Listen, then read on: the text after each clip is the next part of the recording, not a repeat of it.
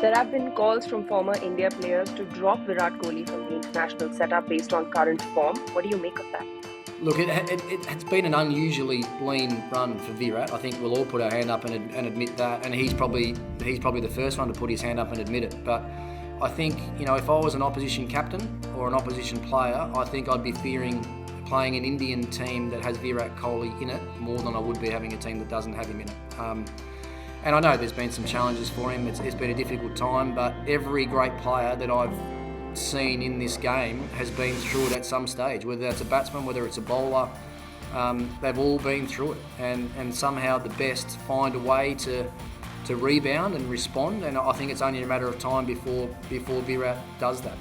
But the other thing you risk as well is if you leave Virat out on the eve of a T20 World Cup and someone comes in and has a reasonable tournament, it's hard for Virat to get back in it. So if I was India, I would keep pushing with him, because I know the upside, if they actually get him back confident and playing as well as he can, the upside is better than most. So I think if I was a captain or a coach around the Indian setup, I'd be making life as easy as possible for him to feel as comfortable as possible, and just waiting for him to flick the switch and start scoring runs again.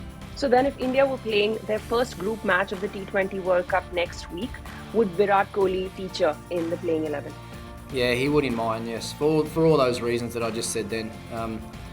If they, especially early in the tournament, first round game, get him in nice and early, get him in amongst the runs, and then hopefully by the end of the tournament you have Virat Kohli back at his best. That's the way that I would look at it.